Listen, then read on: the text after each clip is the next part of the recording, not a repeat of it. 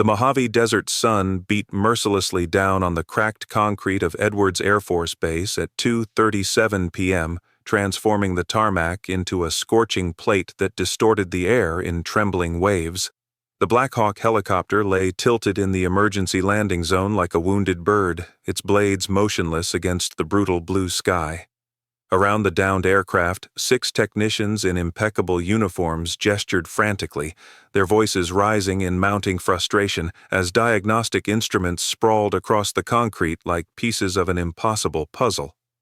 Amara Thompson watched from a distance, wiping a hangar window with methodical movements that no one would notice were unnecessary. Her gray basic maintenance uniform was stained with grease and dust, bearing no insignia or identification beyond a faded badge that simply read, A. Thompson, General Services. Beneath the worn cap, her trained eyes had already diagnosed the problem 15 minutes ago. Catastrophic failure in the T700 turboshaft engine compressor, likely caused by blade fragmentation ingested during the low-altitude evasion maneuver. Fixing it would take 6 minutes with the right tools. But nobody was asking the woman who cleaned the bathrooms. Lieutenant Colonel Bradley Thornton rose from inside the engine compartment, his forehead glistening with sweat, dark stains spreading beneath his uniform's armpits. "Impossible!" he roared, hurling a torque wrench that ricocheted noisily against the metal hanger. "The ignition system is perfect. The fuel pump is operational. All electrical circuits are functioning, so why won't this damn machine start?" His voice echoed across the base, startling a group of cadets training nearby. Captain Jeffrey Sterling emerged from the pilot's cockpit, wiping oil from his hands on an already saturated cloth. "Sir, we've run every diagnostic protocol 3 times. Computer systems show green across the board. There's no logical reason for this failure." He kicked the landing skid in frustration, the metallic clang punctuating his defeat. "No logical reason?" Thornton's face flushed crimson. "There's always a logical reason. We just haven't found it yet because apparently MIT doesn't teach you people how to think anymore."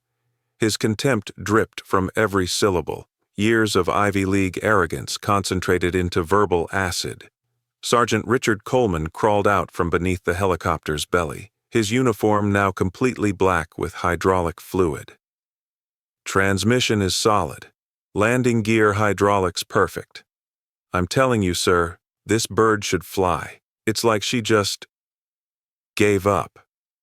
He stood, stretching his back with an audible crack.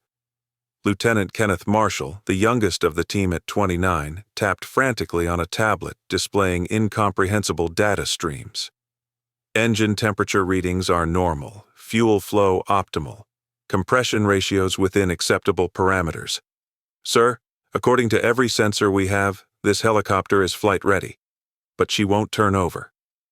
Thornton pulled off his cap, revealing sweat-soaked hair plastered to his skull. "We have exactly—" He checked his watch with violent precision. 93 minutes before that sandstorm hits. Command needs this bird operational for the rescue mission in Nevada. Real lives are depending on us, and we're standing here with our thumbs up our asses because a perfectly functional aircraft won't cooperate. If this story of justice and recognition resonates with you, hit that subscribe button now, because what happens next will restore your faith in truth, overcoming prejudice. The walkie-talkie on Thornton's belt crackled. "Colonel, this is Command. Status update?" The voice carried the unmistakable weight of rank and impatience. Thornton keyed the radio, his jaw clenching. "Still non-operational, General. We're working every angle." He released the button before the response could humiliate him further. 45 minutes, Sterling muttered, checking his own watch. 45 minutes of the best aeronautical engineers on this base, and we can't restart one helicopter. This is going in someone's permanent record. "It'll go in your record if you don't shut up and find the problem," Thornton snapped. He turned to survey his team, each man representing hundreds of thousands of dollars in specialized training, each supposedly an expert in rotorcraft systems. "All right, new approach. Coleman, you take fuel systems again. Sterling, electrical from nose to tail. Marshall, you recheck the turbine blades for FOD. I'll handle the computer diagnostics personally." From her position at the hangar window, Amara had heard enough. The problem wasn't in any of the systems they were checking. The compressor had micro-fractured, creating a pressure differential that prevented ignition sequencing. Without addressing the core issue, they could check systems for the next 10 hours and find nothing. She set down her cleaning supplies and began walking toward the downed helicopter, her stride purposeful but unhurried. She made it within 20 feet before Thornton's head snapped up, his eyes narrowing as he registered her approach. "Hey!" His voice cracked like a whip across the tarmac. "This is a restricted maintenance area. Get back to whatever bathroom you're supposed to be cleaning." Amara stopped but didn't retreat.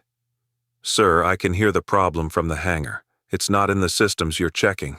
It's—" "Did I ask for your opinion?" Thornton cut her off, stepping away from the helicopter to physically block her path. Up close, he loomed at 6'1", using his bulk like a wall. "Do you see these men? They have engineering degrees from Purdue, MIT, Caltech. Combined, they have 70 years of experience with rotorcraft. And you think, what exactly? That you're going to waddle over here with your mop and solve what they can't?" Sterling laughed, a sharp bark of derision. "Boss, I think she's confused. Probably thinks that cleaning the outside of helicopters makes her an expert on the inside." He exaggerated his words, speaking slowly and loudly as if addressing a child or someone who didn't understand English. "The big machines are not cleaning equipment. You go back to hangar now." Coleman joined in, wiping his hands and smirking. "Maybe she thinks if she prays over it, Jesus will make it fly. That's how you people fix things, right? Prayer and wishful thinking instead of actual engineering." "I'm trying to tell you that the compressor," Amara began, keeping her voice level despite the heat rising in her chest. "The compressor is fine," Marshall interrupted, not even looking up from his tablet. "I graduated top of my class from MIT. I wrote my thesis on turboshaft efficiency optimization. The compressor readings are completely normal, but I wouldn't expect someone in general services to understand diagnostic data." He emphasized the words with such condescension that several nearby airmen turned to watch. Thornton crossed his arms, his entire posture radiating dismissal. "Let me make this crystal clear so even you can understand. This is a $70 million aircraft. The people working on it have decades of specialized training. You clean floors, you empty trash cans. You do not touch military equipment. You do not offer technical opinions, and you certainly do not interrupt trained engineers doing their jobs. But if you'd just let me look at the pressure readings from the—" Amara tried again, taking one step closer. "That's close enough." Sterling moved to block her other side, creating a human barrier. "You're not authorized to even be this close. These birds are classified. The systems are classified. Everything about them is above your security clearance, which I'm guessing is about as high as the janitor's closet key you probably lost last week." "I haven't lost anything," Amara replied quietly, her hands remaining at her sides in a non-threatening posture that years of military discipline had ingrained. "And I'm not trying to interfere. I'm trying to help you save 90 minutes of diagnostic time you don't have." Thornton's face went from red to purple. "Help? You think we need help from someone like you?" The words dripped with such venom that Sergeant Technical Maria Rodriguez, working on a nearby aircraft, visibly flinched and turned away, unwilling to witness what was unfolding. "People like me?" Amara's voice remained steady, but her eyes hardened to chips of obsidian. "What exactly do you mean by that, Colonel?" "I mean, people without proper training." Thornton backpedaled weakly, but the damage was done. "People who don't understand that there's a hierarchy here based on competence and education. You want to be useful? Go clean the officer's latrine. That's more your speed." Coleman snorted, slapping his knee. "Yo, Sterling, remember that time a maintenance worker tried to tell us how to fix the Chinook? Turned out she couldn't even read the safety manual. Same thing here. They see us working. They think they can do it too. like it's some kind of magical thinking. The compressor has a microfracture, Amara stated clearly, her voice cutting through their laughter like a blade through silk. Stage 1 blades, specifically. You ingested foreign object debris during the low-altitude maneuver, probably sand particles from the rotor wash creating a vortex effect in the canyon run. The fracture is too small for your external sensors to detect, but it's creating a pressure differential that prevents proper ignition sequencing. Check the blade edges under magnification, and you'll see scoring patterns consistent with high-velocity particle impact. The laughter died. Silence crashed over the tarmac like a physical force. Marshall's tablet slipped in his suddenly sweaty hands. His MIT education hadn't covered this. A cleaning woman speaking the precise technical language of turboshaft engineering with the casual authority of someone who understood the physics at a molecular level. That's not... Marshall stammered, his face cycling through confusion and something that looked disturbingly like fear. The sensors would have caught... Your sensors measure bulk compression, not microstructural integrity, Amara continued, her tone now carrying the patience of a professor explaining basics to a struggling student. The fracture I'm describing exists at the metallurgical level.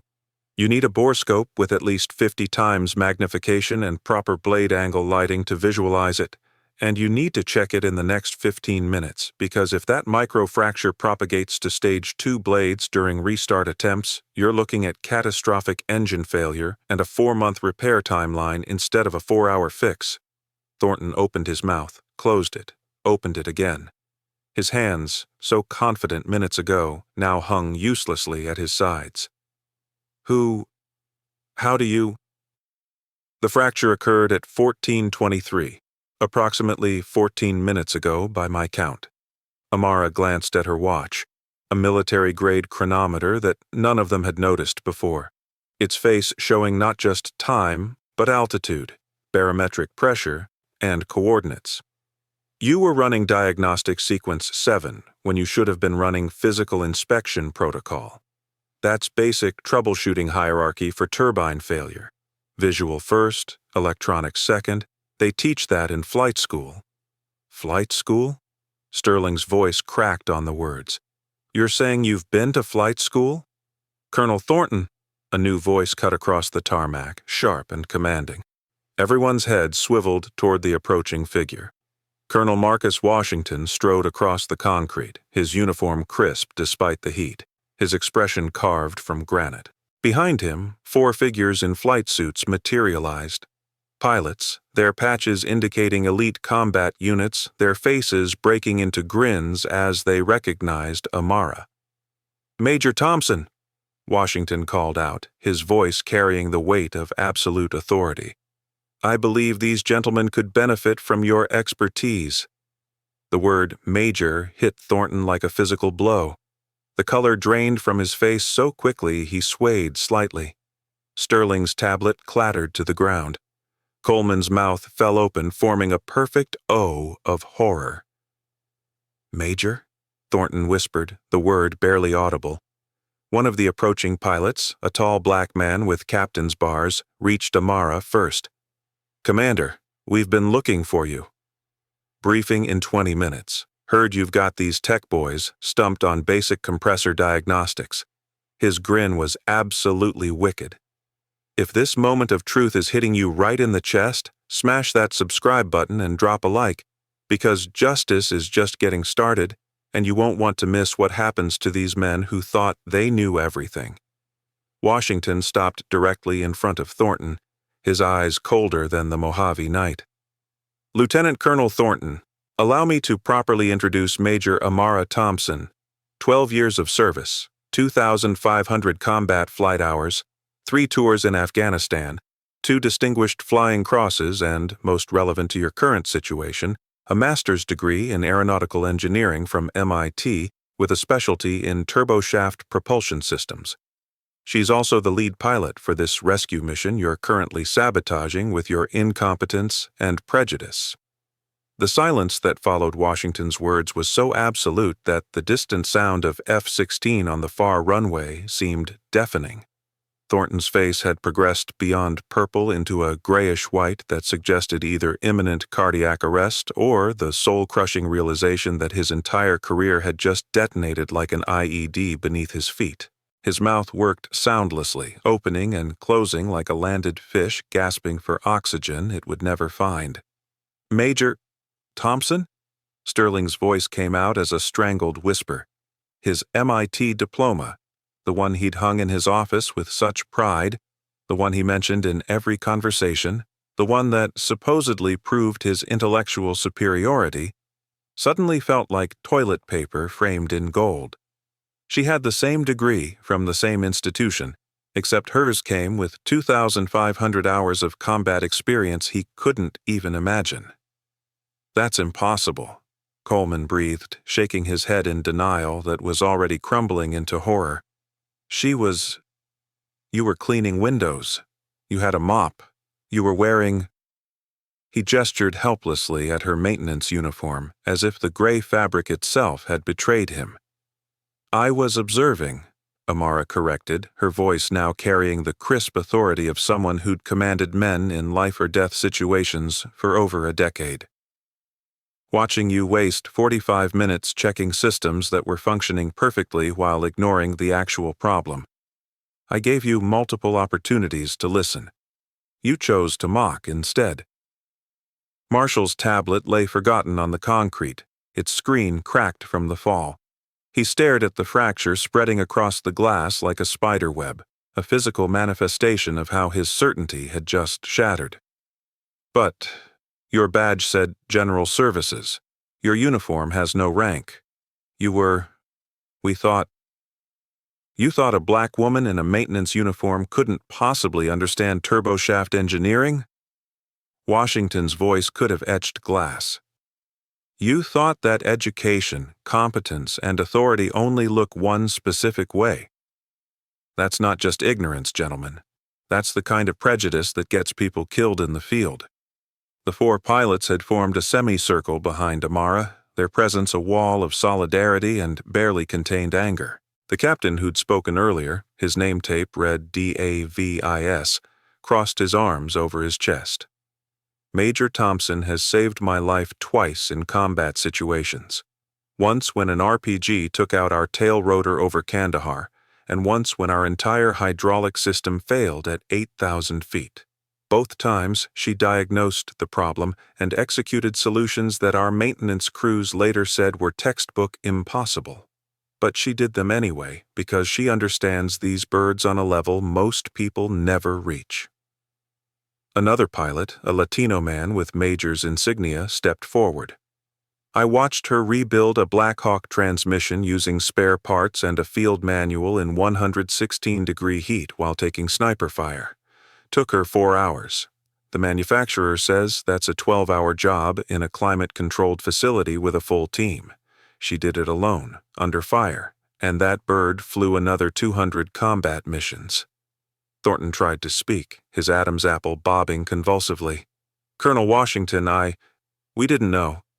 How were you supposed to know?" Washington's voice dropped to a lethal whisper that somehow carried across the entire tarmac. "How about by not assuming that someone offering help was incompetent based on their appearance? How about by listening when she tried to explain the problem 3 separate times? How about by treating every person on this base with the basic respect their presence here demands?" "Sir, I apologize, I didn't mean—" Sterling began, his hands shaking so badly he had to clasp them together. "You didn't mean?" Amara cut him off, and for the first time, true anger blazed in her voice like afterburners igniting. "You told me to go pray to Jesus because that's how you people fix things. Sergeant Coleman said I probably couldn't read the safety manual. Lieutenant Marshall, you pompously explained that you went to MIT while dismissing me as too stupid to understand diagnostic data. And you, Colonel Thornton," she turned to face him directly, "you told me to go clean latrines because that was more my speed." Each accusation landed like a physical blow. Coleman actually staggered backward. Marshall's face crumbled into something that looked like genuine anguish. Sterling made a sound that might have been a sob. Every word you spoke was recorded, Washington continued, pulling out a tablet and tapping the screen. This base has audio surveillance on all maintenance areas for safety and security purposes. The last 45 minutes of your conversation has been documented, time-stamped, and automatically uploaded to the Judge Advocate General's office per standard protocol for incidents involving discriminatory conduct. The blood drained from Thornton's face so quickly he swayed on his feet. Recorded? But we were just what? Amara's voice was surgical sharp. Just assuming that a black woman couldn't possibly have valuable technical knowledge, just creating a hostile work environment, just violating about 15 different articles of the Uniform Code of Military Justice regarding discrimination, insubordination, and conduct unbecoming. Rodriguez, the female sergeant who'd witnessed the entire encounter from her position near the adjacent aircraft, finally found her voice. "Sir," she addressed Washington directly, "I can testify to everything. I heard every word. I've been documenting incidents like this for months, times when Major Thompson or other qualified personnel were dismissed or insulted based on race or gender. It's been happening systematically." "Months?" Washington's eyebrows rose dangerously. "And why am I only hearing about this now, Sergeant?" Rodriguez's jaw tightened. "Because reporting it through proper channels meant talking to Lieutenant Colonel Thornton, sir. He's the immediate supervisor for all technical operations. Who was I supposed to tell?" The implications hung in the air like nerve gas. This wasn't an isolated incident. It was a pattern, a culture. Washington's tablet chimed with an incoming call. He glanced at the screen and his expression became, if possible, even more severe. "Gentlemen, your timing is spectacularly poor. General Mitchell is calling. He's been monitoring the situation remotely and would like to address you personally." He turned the tablet around. On the screen, a 3-star general with a face like weathered mahogany filled the display. His eyes swept across the assembled technicians with the warmth of a thermal lance. "Gentlemen," General Mitchell's voice came through with crystal clarity, "I've been listening to the audio feed from Edwards for the past 30 minutes. I've heard every word of your interaction with Major Thompson. As the Regional Commander of Air Force Operations, I want to make something abundantly clear. Your behavior today represents everything this military has been fighting to eliminate from its ranks for the past 50 years. Thornton opened his mouth, but Mitchell continued over him like a bomber formation over a target. "I don't want to hear excuses. I don't want to hear explanations. I want to hear you admit what you did wrong, and I want to see you face the consequences like the officers you claim to be." "Sir," Thornton's voice cracked, "I sincerely apologize for—" "You apologize to her," Mitchell snapped. "And then you apologize to every member of this military who's ever been judged by their appearance instead of their abilities. And then, Lieutenant Colonel Thornton, you prepare yourself for a full investigation that will examine every decision you've made, every evaluation you've written, every promotion you've blocked, and every complaint that was mysteriously unsubstantiated under your watch." Coleman stepped forward suddenly, his face twisted with desperation. "General, sir, with all due respect, this is one incident, one misunderstanding. We made a mistake, yes, but what, Sergeant?" Mitchell's eyes bored through the screen. "But it doesn't count because you didn't know who she was? But it's okay to treat people with contempt as long as they don't have rank? But prejudice is acceptable if you can claim ignorance afterward?" Sterling finally found his spine, or perhaps his terror manifested as defiance. "Sir, we live in a climate where every word is scrutinized, where one mistake can destroy a career. Is there no room for human error anymore? For misunderstandings?" Human error. Amara's laugh was sharp enough to draw blood. "Captain Sterling, human error is checking the wrong diagnostic sequence. Human error is misreading a pressure gauge. What you engaged in was systematic dehumanization. You didn't just dismiss my technical knowledge. You mocked my intelligence, questioned my literacy, told me to pray instead of think, and assigned me worth based solely on the color of my skin and the absence of rank insignia. She stepped closer to him, and he involuntarily flinched. You want to talk about scrutiny? About one mistake destroying careers? Let me tell you about real consequences. In 2018, I flew a medevac mission in Kandahar province. We took heavy fire. My co-pilot was hit. I had to land a damaged bird with one engine, no hydraulics, and a dying man bleeding out beside me while taking sniper rounds through the canopy. I saved 7 lives that day, including my co-pilots.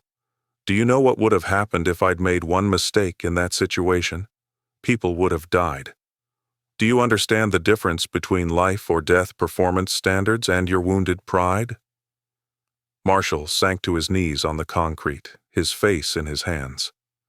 Oh God, what have we done? You revealed who you really are, Washington said quietly. And that, Lieutenant Marshall, is actually valuable, because now we know. Now it's documented.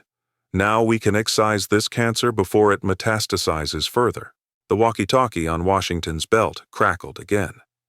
Colonel, this is Tower. You have an urgent call from JAG. Captain Anderson says he needs to speak with you immediately regarding initiating formal charges. Washington keyed the radio. Tell Captain Anderson I'll call him in 5 minutes. I'm almost finished here. He turned back to the 4 men who stood before him like condemned prisoners awaiting execution. Effective immediately, you are all relieved of duty pending formal investigation. Your security clearances are suspended. Your access to classified materials is revoked. You will surrender your credentials to Sergeant Rodriguez and report to Building 7 for formal statement collection. Do you understand? Yes, sir, they chorused, their voices hollow. Major Thompson, Washington addressed her formally, you have a helicopter to fix and a rescue mission to fly. I believe you mentioned the repair would take 6 minutes? Amara nodded, already moving toward the Black Hawk. 6 minutes for the diagnosis confirmation and blade replacement. Another 4 for the system verification. We'll be flight ready in 10. She opened the engine compartment with practiced efficiency, pulling a tactical flashlight from her belt, a tool she'd carried all along, hidden beneath the maintenance uniform. The borescope came next, extended into the compressor housing with surgical precision. The magnified image on her phone screen showed exactly what she'd predicted. Hairline fractures spiderwebbing across 3 stage 1 blades, barely visible even at 50 times magnification. There, she called out, angling the screen so Washington could see. Microfractures, exactly as diagnosed. FOD ingestion from the canyon run. The particle scoring is clear once you know where to look. Davis, the captain who'd vouched for her, handed her a replacement blade set from his own maintenance kit. Always carry spares, Commander. You taught me that. That I did, Captain. Amara's hands moved with the confidence of thousands of hours of practice. Remove the damaged blades. Clean the housing. Install replacements. Torque to specification. Verify clearances. Every movement was economical, purposeful, the physical manifestation of expertise earned through blood, sweat, and fire. 8 minutes after she started, the Black Hawk's turboshaft engine spun up with a healthy whine that built to a powerful roar. The blades began to rotate, slowly at first, then faster, cutting the desert air with renewed purpose. The sound was beautiful. The sound of a problem solved, a crisis averted, a mission saved. Thornton stood frozen, watching his entire worldview disintegrate like sand in a windstorm. The woman he'd dismissed as barely literate had just accomplished in 8 minutes what his entire team couldn't achieve in 45. The cleaning lady was a combat-decorated major with more flight hours than his entire technical staff combined. The person he'd told to clean toilets was about to fly a rescue mission that would save lives he'd nearly sacrificed to his own arrogance. Washington approached him one final time. Lieutenant Colonel Thornton, you asked Major Thompson earlier if she knew her place. Let me tell you your place. Your place is in front of a court-martial board, explaining how your prejudice nearly cost us a critical rescue mission. Your place is watching as the career you built on undermining qualified personnel crumbles into dust. Your place is learning that in this military, competence matters more than the color of your skin or the assumptions in your head. Amara climbed into the pilot's seat, running through pre-flight checks with practiced speed. Davis and the other pilots loaded into their positions. The rescue mission was back on schedule. As the Black Hawk lifted off, its engines roaring triumphantly, Thornton, Sterling, Coleman, and Marshall stood on the tarmac watching it disappear into the desert sky. They had learned a brutal lesson. The most dangerous assumptions are the ones you never question, and the heaviest price is the one you pay for judging a book by its cover in a military where excellence knows no color. Justice had been served, but the courtroom still awaited. 3 months later, the military courtroom at Edwards Air Force Base gleamed under fluorescent lights that seemed specifically designed to expose every crack in a defendant's composure. The Judge Advocate General's Corps had transformed Conference Room A into a formal court-martial venue. Complete with the American flag standing sentinel beside the bench, the seal of the United States Air Force mounted on the wall, and 3 judges in dress uniforms seated with expressions of granite severity. Lieutenant Colonel Bradley Thornton sat at the defense table in his Class A uniform, stripped of all unit insignia and decorations per court-martial protocol. The blue fabric that once represented pride now felt like a prison uniform. Beside him, his military defense attorney, Captain Robert Chen, shuffled papers with the resigned efficiency of a man who knew he was defending the indefensible. Captain Jeffrey Sterling, Sergeant Richard Coleman, and Lieutenant Kenneth Marshall occupied seats directly behind Thornton, their own courts-martial scheduled for the following week. They were required to attend as witnesses, forced to watch the preview of their own professional executions.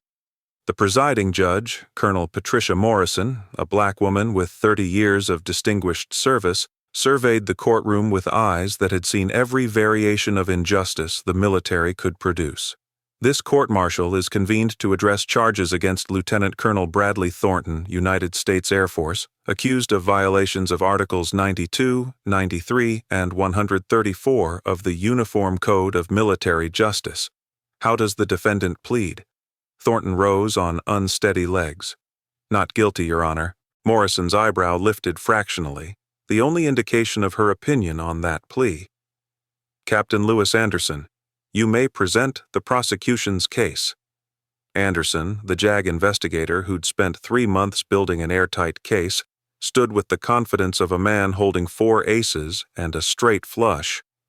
Your Honor, the prosecution will demonstrate through audio evidence, video documentation, and witness testimony that Lieutenant Colonel Thornton engaged in systematic discrimination, created a hostile work environment, violated operational security protocols by denying qualified personnel access to critical repairs, and endangered a military operation through actions rooted in racial prejudice. He pressed a button on his laptop. The courtroom's speakers crackled to life with Thornton's voice from that day in May. This is a restricted maintenance area. Get back to whatever bathroom you're supposed to be cleaning. Even in audio form, the contempt was unmistakable. Several observers in the gallery, other officers, enlisted personnel, and members of the press allowed to document the proceedings, shifted uncomfortably. Anderson let the recording play. 45 minutes of audio, edited down to the most damning 12 minutes. Every dismissive comment, every racial assumption, every moment Thornton and his team chose mockery over professionalism. Sterling's voice. The big machines are not cleaning equipment. You go back to hangar now. Coleman's voice. Maybe she thinks if she prays over it, Jesus will make it fly. That's how you people fix things, right? Marshall's voice. I wouldn't expect someone in general services to understand diagnostic data. And finally, Thornton's voice, dripping with venom. You want to be useful? Go clean the officer's latrine.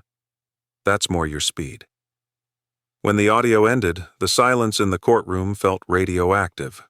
Judge Morrison's jaw had tightened into a line that could cut diamonds. The 2 other judges, both white men in their 50s, looked physically ill. "Captain Anderson," Morrison said quietly, "call your first witness. The prosecution calls Major Amara Thompson." Amara entered through the side door in her dress blues, every ribbon and medal precisely placed, her bearing that of someone who'd walked through fire and emerged tempered into steel. She took the witness stand, raised her right hand, and swore to tell the truth with a voice that carried to every corner of the room. Anderson approached with respectful distance. "Major Thompson, please describe your qualifications for the court." "I hold the rank of Major in the United States Air Force with 12 years of active service. I have logged 2,500 combat flight hours, primarily in Black Hawk helicopters. I hold a Bachelor of Science in Mechanical Engineering from Howard University and a Master of Science in Aeronautical Engineering from MIT, where I specialized in turboshaft propulsion systems. I've completed 3 combat tours in Afghanistan, received 2 distinguished flying crosses, and currently serve as lead pilot for high-risk rescue operations." Anderson nodded. "And on May 15th of this year, you were at Edwards Air Force Base when a Black Hawk helicopter experienced critical failure. Is that correct?" "Yes, sir." "Please describe what happened when you attempted to assist with repairs." Amara's testimony was clinical, precise, devastating. She recounted every attempt to help, every dismissal, every racial assumption coded in their words.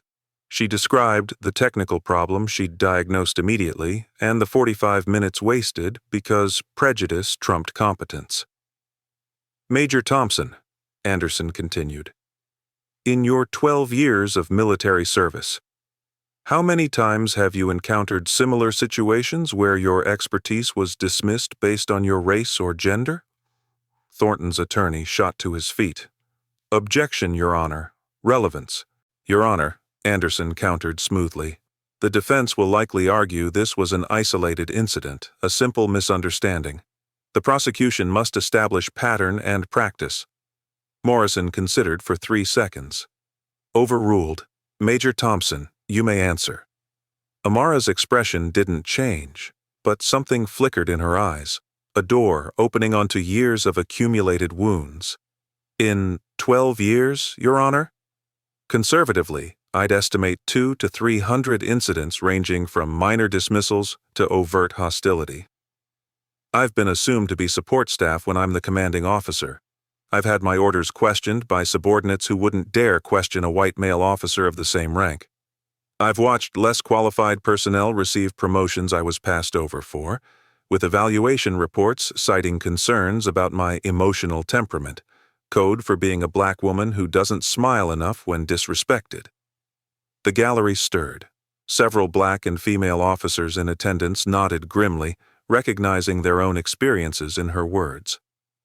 "But May 15th was different," Amara continued, her voice hardening. "That day, prejudice didn't just hurt my feelings or stall my career. It nearly sabotaged a rescue mission.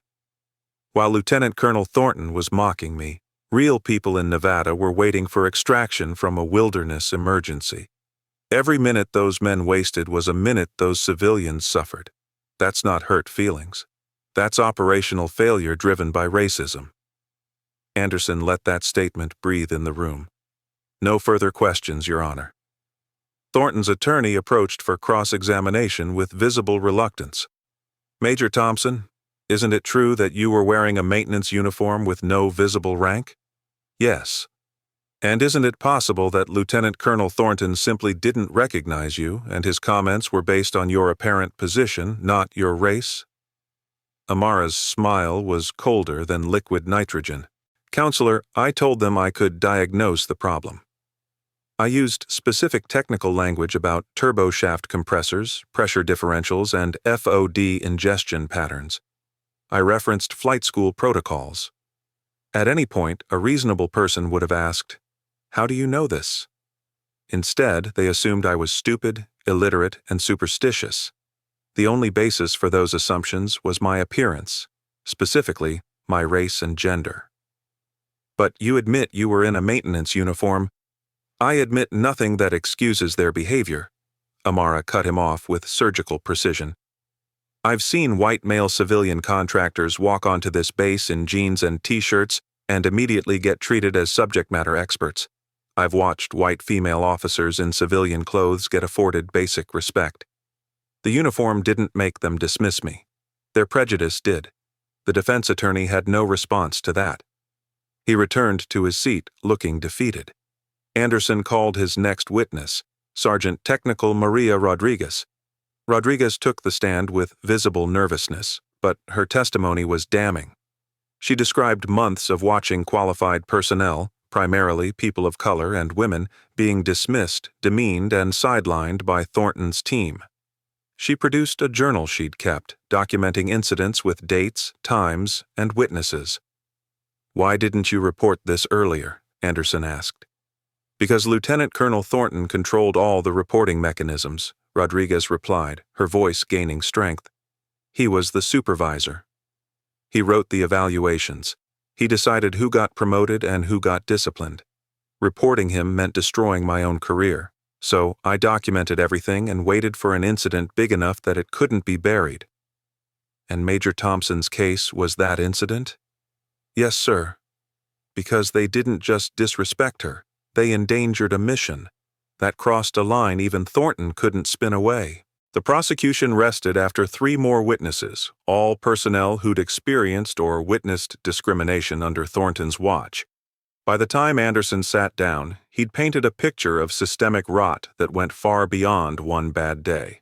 The defense tried to mount a case. They called character witnesses who testified to Thornton's years of service, his technical expertise, his dedication. But every positive word felt hollow against the recorded evidence of his contempt.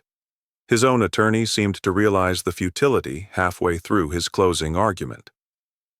Judge Morrison called a 1-hour recess for deliberation. When the 3 judges returned, the verdict was written in their expressions before Morrison spoke a word. "Lieutenant Colonel Bradley Thornton, this court finds you guilty on all charges. You violated Article 92 by failing to follow regulations regarding equal opportunity and non-discrimination. You violated Article 93 through conduct unbecoming an officer, and you violated Article 134 by creating a work environment that endangered military operations through prejudice-based decision-making." Thornton's face crumbled. Sterling made a choked sound behind him. Coleman stared at the floor. Morrison continued, her voice carrying the weight of institutional justice finally, belatedly delivered. "The evidence presented demonstrates not an isolated mistake but a pattern of discrimination spanning years. You abused your authority to create a hostile environment where qualified personnel were judged by their appearance rather than their abilities. Most damningly, your prejudice directly compromised a military operation, endangering lives and wasting critical resources." She paused, letting the words sink in. "This court sentences you to reduction in rank to captain, forfeiture of all pay and allowances for 6 months, and a dismissal from service, the officer equivalent of a dishonorable discharge. You are hereby stripped of all security clearances and barred from future government employment, including contractor positions. You will never again hold authority over military personnel." The gavel came down with a crack that echoed like a gunshot. Thornton sat motionless, the man who'd once commanded respect through rank now reduced to a cautionary tale. His career, 23 years of service, had been incinerated in 4 hours of testimony. The pension he'd counted on, the post-military consulting jobs, the respect of colleagues, all gone, burned away by the recording of his own words. Sterling, Coleman, and Marshall would face similar fates in their own courts-martial the following week. The verdicts were foregone conclusions. As the courtroom emptied, Amara stood outside in the desert sunshine, surrounded by fellow pilots and enlisted personnel who'd waited hours to show support. Davis clapped her on the shoulder. "Justice served, Commander." "Partial justice," Amara corrected quietly. 4 men held accountable. But how many others are still out there, still making the same assumptions, still treating qualified people like they're invisible because they don't fit the expected mold? Rodriguez approached hesitantly. Major Thompson, I wanted to apologize for not speaking up sooner. Don't. Amara cut her off gently. You survived in an impossible situation. You documented everything when you could have stayed silent.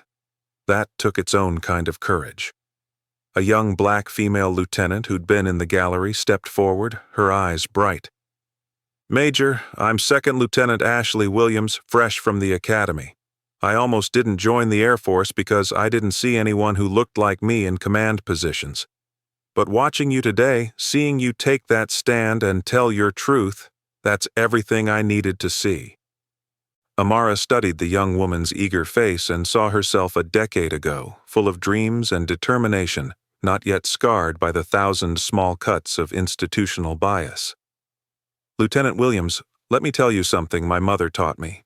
She spent 30 years as an aircraft mechanic, never promoted beyond sergeant despite being the best mechanic in her unit. You know why? Williams shook her head. Because she was a black woman who didn't fit their image of what expertise looked like. She could rebuild an engine blindfolded, but she couldn't change their minds. Amara's voice softened. She told me, "Baby, you're going to face this too. But you've got something I didn't. Education they can't dismiss, rank they have to respect, and documentation they can't ignore. Use every advantage you have and fight for every woman who comes after you." Is that what today was? Williams asked. Fighting for who comes next? That's what every day is, Amara replied. Thornton's gone, but the system that enabled him remains.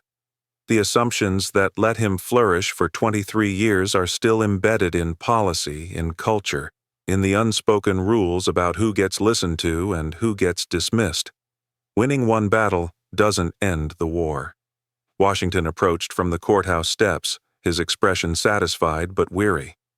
Major Thompson, General Mitchell wants to speak with you. He's launching a service-wide review of discrimination complaints, starting with every case that was handled by Thornton's chain of command. Your testimony today lit a fire under the Pentagon. Good, Amara said simply. Burn it all down if that's what it takes to rebuild it right. 6 months later, the changes rippled through the Air Force like shockwaves.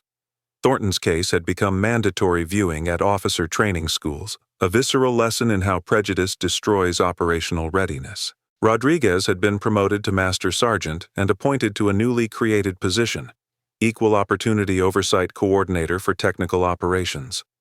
Her journal had become the foundation for 73 additional investigations. Amara stood in the same hangar where the incident had occurred, now addressing a room full of new technical school graduates, mechanics, engineers, specialists of every specialty. The group was diverse in ways that would have been unthinkable a generation ago. Black, white, Latino, Asian, male, female, veterans, and fresh recruits. In May, a helicopter failed, she began, her voice carrying across the silent room. But the real failure happened long before metal fractured. It failed when qualified people were judged by their appearance instead of their abilities. It failed when assumptions replaced analysis. It failed when pride became more important than mission success. She gestured to the Black Hawk behind her, fully operational, its blades gleaming in the hangar lights. This bird flew 17 successful missions after I repaired it that day. It saved 43 lives in rescue operations, but it almost stayed grounded because 4 men couldn't see past their own prejudice. Remember that when you're tempted to assume you know someone's capabilities based on how they look or what uniform they're wearing. A young white male technician raised his hand. Major Thompson, what would you say to someone who's worried about making mistakes? Who's afraid of saying the wrong thing or making assumptions accidentally? Amara considered the question. Here's the thing about unconscious bias. We all have it. Every single one of us carries assumptions shaped by our experiences and our culture. The difference between a mistake and misconduct is what you do when you're confronted with evidence that challenges your assumptions. When I told those men I could diagnose the problem, they had a choice. Listen and learn, or mock and dismiss. They chose wrong. Don't make that same choice. She scanned the faces before her, seeing hope and determination, but also the wariness of those who'd already experienced discrimination, who knew that one high-profile court-martial didn't erase centuries of institutional bias. Change is slow, Amara continued, painfully, frustratingly slow. You'll face situations where your competence is questioned, your authority undermined, your expertise dismissed. Document everything. Find allies, support each other, and never ever let someone else's limited imagination define your capabilities. The room erupted in applause that echoed off the hangar's metal walls. Later, as the sun set over the Mojave, painting the desert in shades of amber and crimson, Amara walked the flight line alone. Her phone buzzed with a text from her mother. Saw the news about the Air Force policy changes. Your father would be so proud. I'm proud too, baby girl. Amara smiled, remembering the man who'd never seen her wear the uniform, killed in action when she was 16, his Black Hawk shot down over Iraq. He'd been the one who first took her to an air show, who pointed at the pilots and said, "You could do that. Don't let anyone tell you different." She looked up at the darkening sky where stars were beginning to emerge, distant and eternal. Somewhere up there, missions were being flown by pilots of every background, kept aloft by mechanics and engineers who'd been judged on their skills rather than their appearance. It wasn't perfect. It wasn't finished. But it was better than it had been, and it would be better still for those who came after. Justice, Amara reflected, isn't a single moment. It's not one verdict or one policy change. It's the slow, grinding work of dismantling assumptions and rebuilding systems, one incident at a time, one documented case at a time, one brave person at a time refusing to accept that things have to stay broken. The helicopter behind her stood ready for tomorrow's mission. The engine she'd repaired in 8 minutes while 4 men watched in shock would carry crews into danger and bring them home safe. That was the work. That was the legacy. And that was worth every battle she'd fought to get here. If this story of perseverance and justice moved you, subscribe to our channel and hit that notification bell, because stories like Amara's happen every day, and they deserve to be heard. Smash the like button if you believe competence matters more than appearance. Drop a comment telling us where you're watching from and share your own story of overcoming prejudice or witnessing someone's hidden talents finally recognized. Your story could inspire thousands. Share this video with someone who needs to see that expertise comes in every color, every gender, and every uniform. Excellence recognizes excellence. Make sure you do too.